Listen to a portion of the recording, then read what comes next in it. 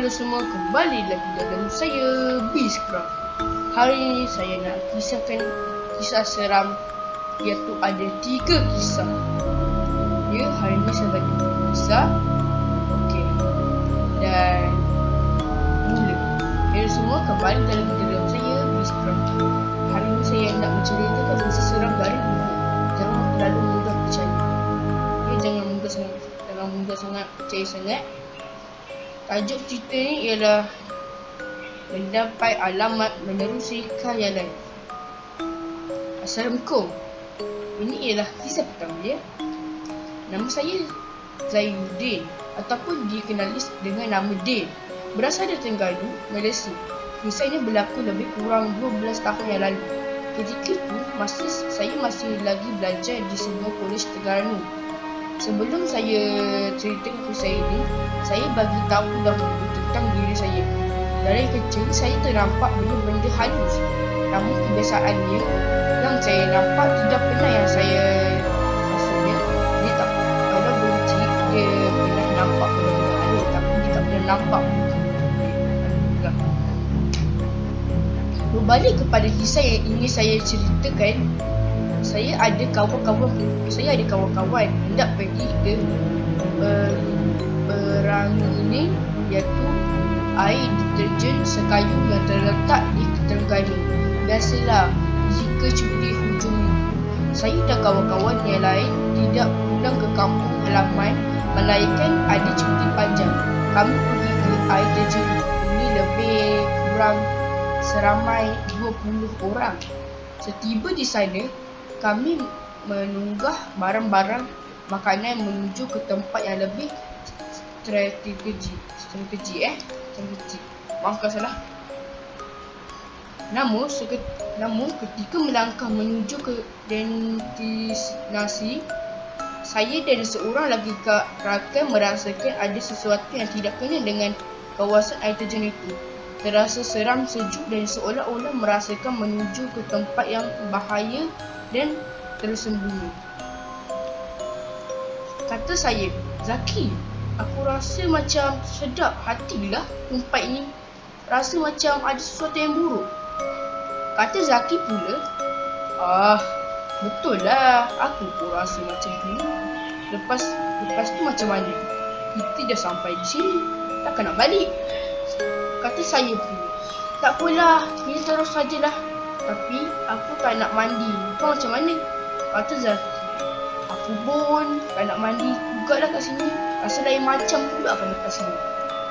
Pada hari itu, saya dan Zaki tidak mandi di air terjun sekayu. Kami berdua hanya duduk dan berborak, makan dan melihat kawan-kawan yang lain bersukaria setengah bermain semua itu. Kami semua mengemas barang-barang yang dibawa dan bersiap untuk pulang ke rumah sewa kami. Kami sampai di rumah sewa selepas waktu maghrib. Lebih kurang 8 jam malam. Malam itu, mungkin disebabkan kepenatan, kawan-kawan yang lain di rumah sewa semuanya tidur awal. Namun, saya dan Zaki masih tidak melelapkan mata. Jam dinding sudah menunjukkan hampir 12:30 malam. Kami masih lagi berbual-bual. Tiba-tiba Zaki terdiam dan tidak bercakap. Hanya duduk bersila sambil memejamkan mata. Kata saya, Zaki, kenapa dengan awak? Diam je. Zaki masih lagi terdiam namun memandang ke arah saya. Secara tiba-tiba, terasa bagaikan ada angin sejuk menyusup masuk ke dalam bilik, membuat bulu roma saya berdiri.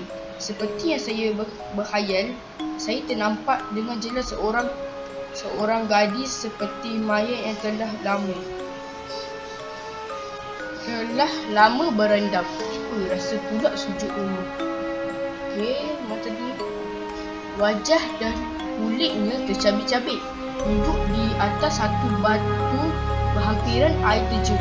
Tangan kanannya menghulur ke arah saya seperti sedang meminta tolong. Sukar untuk saya jelaskan bagaimana yang saya nampak gadis ini. Tapi ibarat macam saya sedang berkhayal dan melihat tempat yang jauh walaupun saya sebenarnya berada di dalam bilik di rumah sewa. Gadis itu memberitahu saya dan dia mati dibunuh. Dia juga menggambarkan bagaimana cara dia dibunuh, iaitu terdapat satu tangan yang berbulu menolaknya masuk ke dalam air terjun itu. Sebenarnya dia dalam keadaan hamil 3 bulan. Gadis itu datang di rumah sewa kami kerana mengikut seorang lagi kawan saya yang bernama Saiful. Saiful pada ketika ini sedang minat tidur di dalam biliknya yang lain. Setelah saya pada malam itu, saya dan Zaki didatangi pelbagai lagi makhluk lain. Antaranya ada yang menjeguk dari bumbung rumah. Yang paling menyeramkan, seorang wanita berpakaian hitam duduk bersimpuh dengan rambut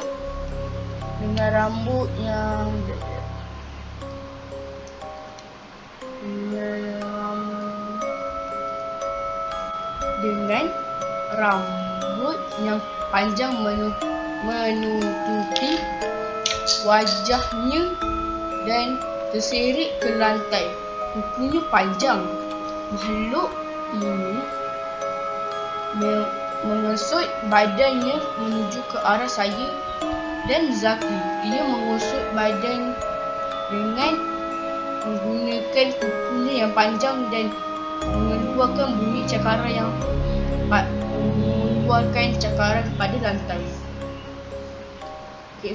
Setelah saya tidak tahan lagi dengan penampakan ini, saya kemudian berdoa, "Ya Allah, Kau bantulah hamba-Mu yang lemah ini.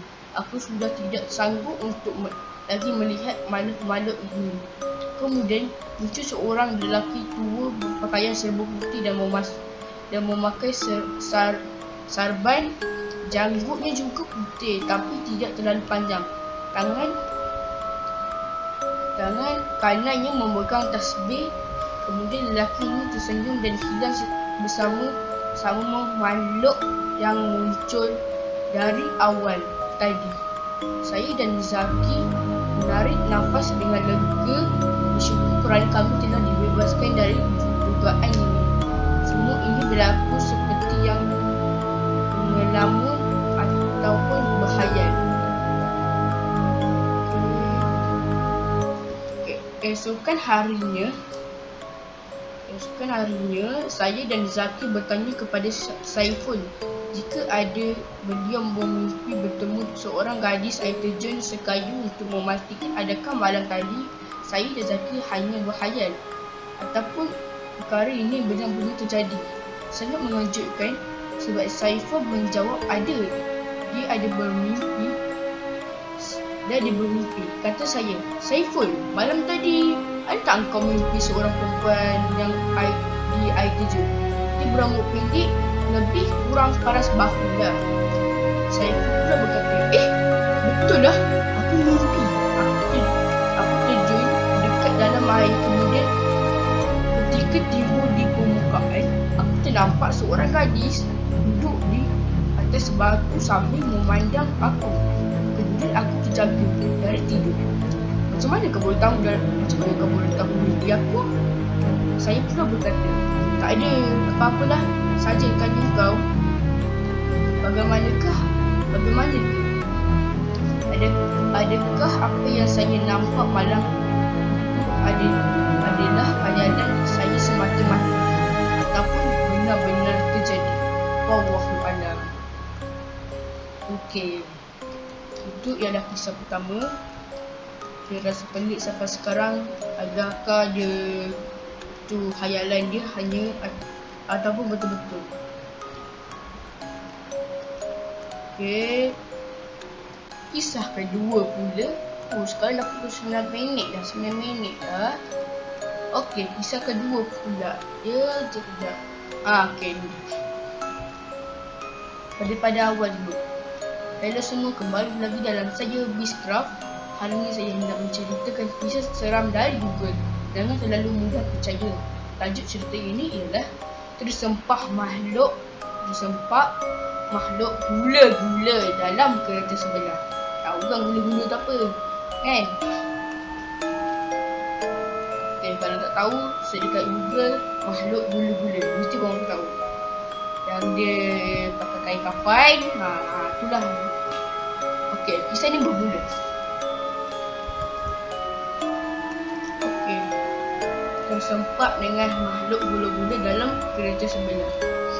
Assalamualaikum. Kisah ini yang kedua. Nama saya Naz, berasal dari Seberang Tambak. Saya mempunyai pengalaman seram. Kisah ini berlaku di kawasan Highway Pantai Timur, LPT. Masa itu, saya hendak pulang ke kampung bersama ibu dan ayah saya serta adik perempuan saya. Saya ketika itu sedang memandu. Ayah di sebelah, ibu serta adik saya duduk di belakang. Waktu ketika itu menunjukkan pukul 2 pagi. Kami dari Perak hendak pergi ke rumah makcik di Kuantan.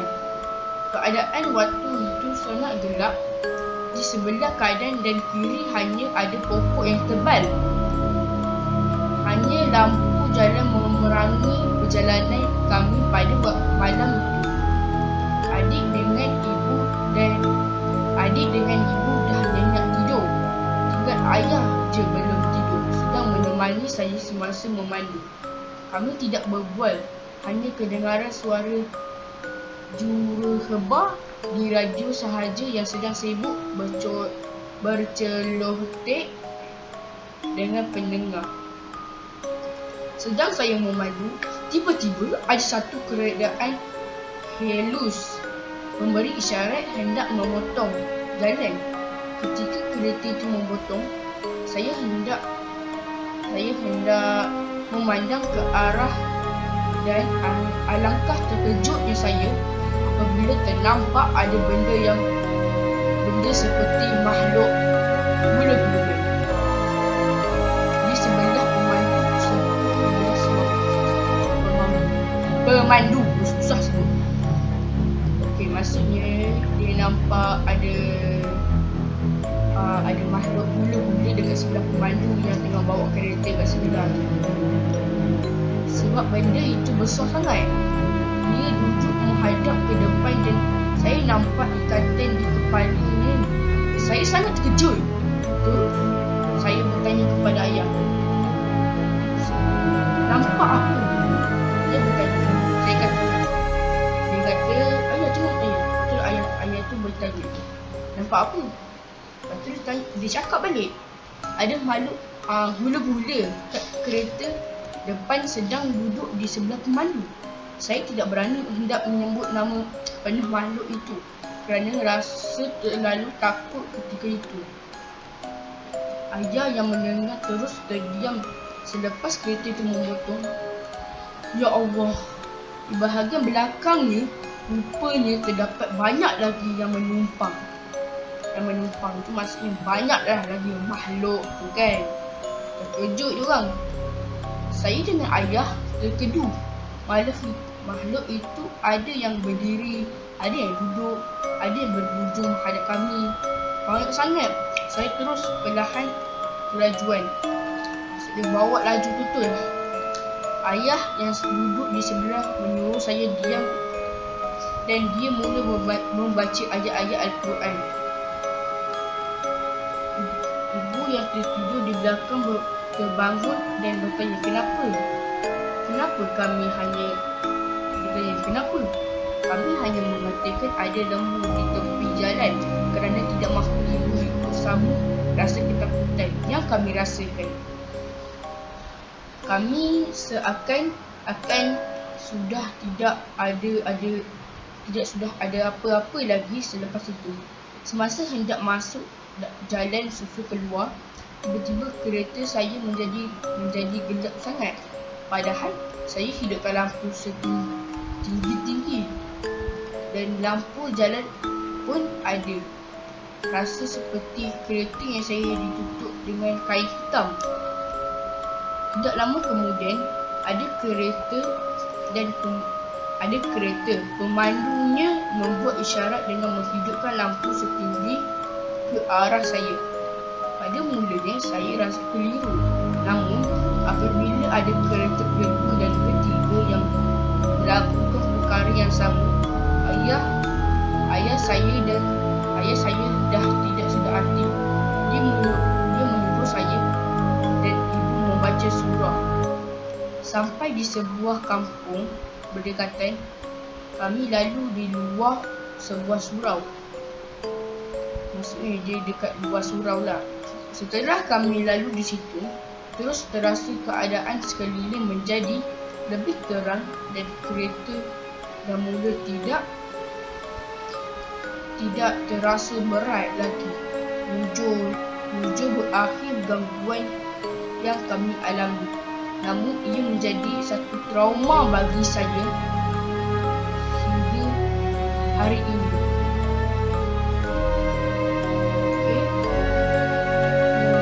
Kisah kedua, dia jumpa makhluk benda-benda tu kan, macam mana nak cakap. Jadi itu dia jadi trauma. Dan dia kata lagi lah, itu sahaja pengalaman saya. Mohon maaf kalau ada yang tidak seram. Terima kasih. Kisah kedua. Kisah kedua dah kan? Kisah ketiga. Macam biasa. Hello semua, kembali lagi dalam saya Bizcraft. Hari ini saya hendak menceritakan kisah seram dari Google. Jangan terlalu mudah percaya. Tajuk cerita ini ialah Kak Pon dalam restoran. BO Kak Pon. Pon tu apa? Kalau lagi tulis kat Google, biasa tulis kat Google makhluk pon. Kak Pon dalam restoran. Dia nampak Kak Pon tu dekat dalam restoran. Assalamualaikum. Panggil saja saya Laina. Cerita ini berlaku 11 tahun yang lalu. Jadi tahun tu 2010 lah. Yang lalu. Dan saya bekerja sebagai pengurus restoran. Restoran di mana saya bekerja ditutup pada 10 malam.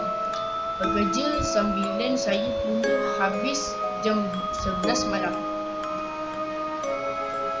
Bukan nama sebenar. Maksudnya nama yang tadi tu bukan nama sebenarnya. Merupakan pekerja kontrak luaran yang datang jam 11 malam. Satu pagi untuk membersihkan lantai, saya sebagai pengurus harus menunggu semua pekerja habis untuk mengunci pintu restoran. Semua balik. Ada suatu malam, di dalam bilik pejabat, saya sedang mengira duit pendapatan syarikat untuk hari tersebut. Manakala sang pula berada di ruang makan restoran sedang membersihkan. Maaf, tadi suara tadi. Okey, sambung balik. Lantai. Sebelum membersihkan lantai, Sam akan terbalikkan kerusi dan letak di atas meja. Sedang fokus dengan pekerjaan. Tiba-tiba saya ternampak kelibat seorang wanita Cina berjalan dari dapur menuju ke ruang makan.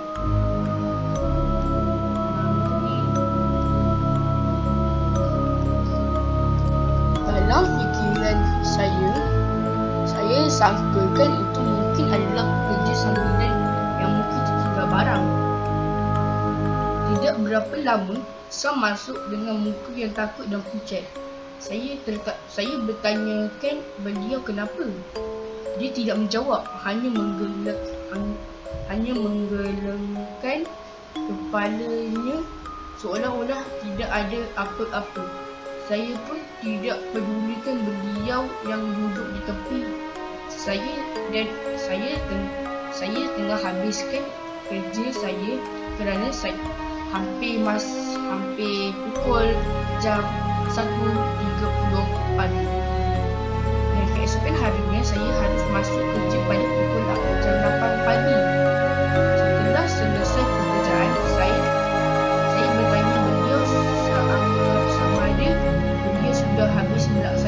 rasanya? Beliau menjawab, aduh bahasa Inggeris pula dia kata, Wan, saya akan datang jam 8 pagi, kemudian saya akan keluar. Bahasa Inggeris. Jadi saya lihat muka Sam yang sangat pucat dan takut. Saya teringat wanita Cina yang tadi memakai. Kerana saya tidak nampak wanita itu lalu pulang. Saya bertanya kepada Sam. Cik bahasa Inggeris lagi. Saya kata pula, baru-baru ini kaki tangan saya keluar untuk mengambil sesuatu, bukan? Lepas tu Sam tidak menjawab.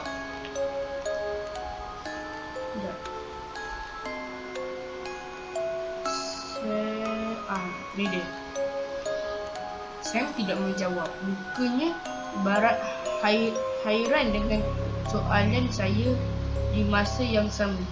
Kami berdua bertengkar.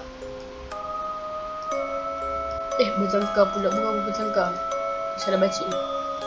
Kami berdua terdengar keirohan di ruang makan. Maksud dengar bunyi macam suara orang membalikkan kerusi.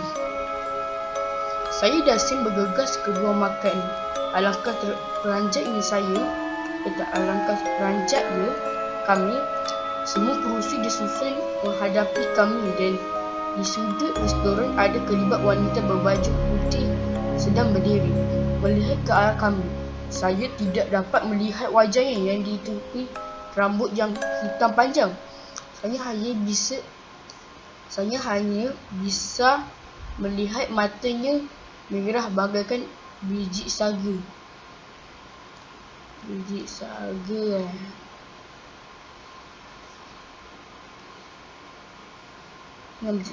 Dengan tidak membuang masa, saya dan Sam mencapai beg masing-masing dan kami meninggalkan restoran pada malam itu. Dan itu saja daripada kisah saya. Terima kasih. Okey, itu saja daripada kisah dia. Okey, saya dah kata apa 3 kisah saja. Okey, maaf kalau next saya akan ceritakan kisah lagi. Maaf kalau ada tergagap-gagap sikit sebab kisahnya kecil. Tak faham. Jadi maaf kalau tergagap-gagap sikit ya. Okey, macam biasa jangan lupa like, subscribe, tekan notification. Dan selamat dengar.